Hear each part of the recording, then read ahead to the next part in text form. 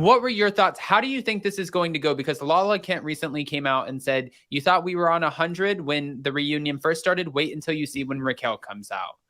Well, I mean, there's a couple moments leading up to the end right there. Like that cutaway to Sheena in the trailer that Raquel was in with the White Claw was just comedically perfect. The editing on that was so amazing because you could tell Sheena was like steamed. But the slow walkout of Raquel and, you know, Raquel talking to Jeremiah, the producer, before she goes out saying like, I just got to do it. I just got to, you know, but there still doesn't seem to be this overall anxiety. Like she's not exhibiting nerves. So she walks out very slowly. The other big moment that we are not touching on yet is the Tom Sandoval says green light when at the very end and says green light. And then Schwartz takes out his bottle of Xanax and they have that Xanax moment. So right. What did Tom Sandoval mean as green light when he said green light? I didn't hear him say green light. He says green light. It was that a cue to Schwartz to pull out the Xanax bottle as like a bit to like diffuse the situation, because it's like a Carrot Top prop comedy bit. Like Schwartz pulls out the Xanax. He's like, I just took a Xanax, and Lisa's like, you're taking a Xanax. And it was like this kind of like brief comedic moment, but Sandoval does say green light, almost like that is a tip off.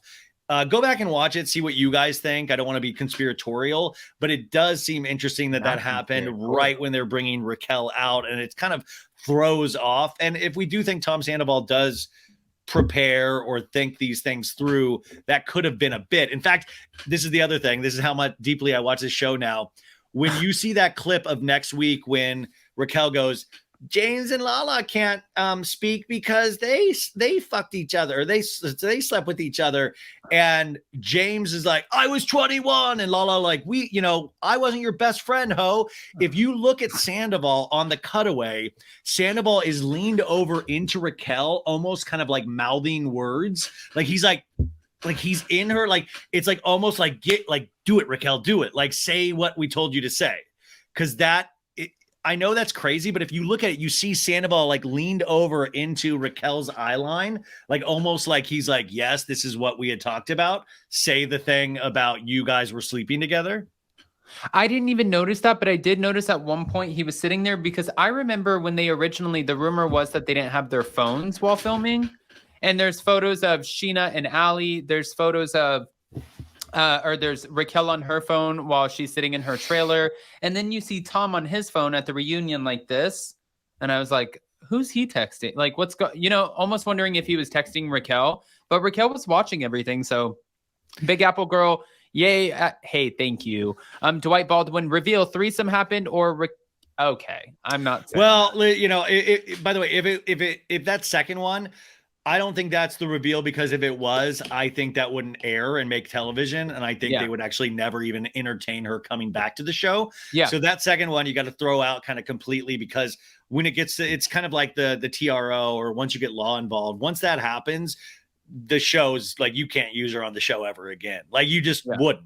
I mean, like there's just the Bravo would It's a liability. Yeah, you wouldn't use that. So I do not think that at all. The threesome, I mean, there could potentially have been something like a hot tub thing with Schwartz Sandoval. But I'm trying to think, if that information was revealed, would that stop the cast from wanting to come back? It would just make us really even feel grosser about those guys. Yeah, it does feel like one incestuous side. Oh my God, even when she went to come out and Andy was like, Schwartz, you're going to have to move down one. And Ariana was like, no. And I was like, why? Because she didn't want Tom to feed Raquel shit, probably.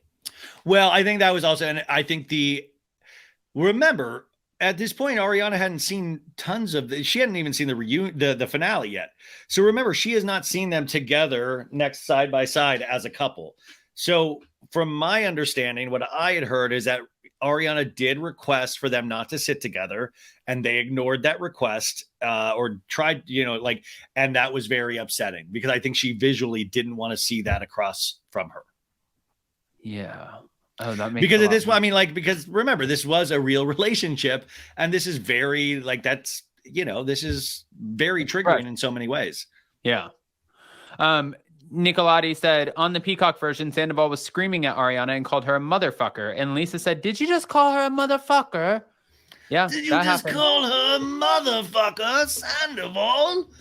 Yeah, because they were talking about prepping for reunions and coaching and things like that. And then it gets into this weird back and forth fight where Sandoval's like, you prepped. This was your tactic. This was your tactic. And they're screaming back and forth. And he was like, this is your tactic, mother bleep. And it's so dumb. Like, and the way he says it is so dumb. But I will say he does seem to have a very, he does seem to be very triggered by people thinking that he's dumb. Like that seems to be a very big Achilles heel for him. And he's probably been, but when I've talked to Sandoval before, and like you probably have as well, is that the dude leads with passion, which I thought was always great. And he wasn't the best with his words, which he's aware of. In fact, he's talked about that multiple times. And that's why he always said him and Ariana made a good pair, because she would be able to help him because she understood what he wanted to say and she would help him say that. Oh, Jesus but like, Christ, that's not happening with Raquel. Yeah, that's what I said. I said but it's so like, I think being passionate is such a great gift that I always just kind of didn't care that Tom couldn't communicate effectively in sentence structure, but I was always admired his passion. So I always let that off. But things like this highlights that he doesn't know the right things to say, and that he will like sometimes hit too hard and not realize the situation he's in. Because Lala will hit too hard and can sometimes be really extreme and sometimes potentially too much, but at least she speaks in a very specific pattern and can communicate. It might not be the way you like to hear people communicate, but she communicates effectively for what she's saying.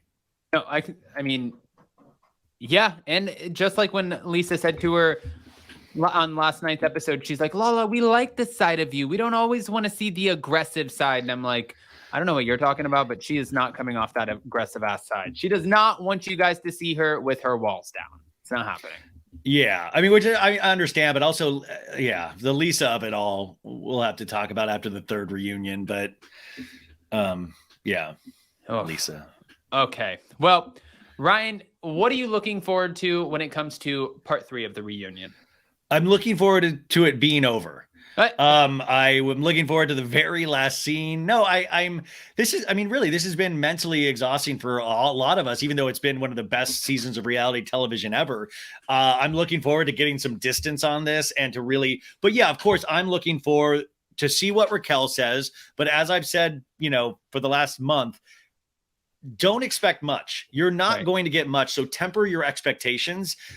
She's not going, we've already seen the clips we've seen. She doesn't get worked up. She doesn't get, what you are going to see is a very emotional Ariana. So we're going to see that Ariana Tom head to head, whatever that is. You're going to see Tom be able to do his crying scene, which I think is probably honest in how he feels, but you'll be able to see that.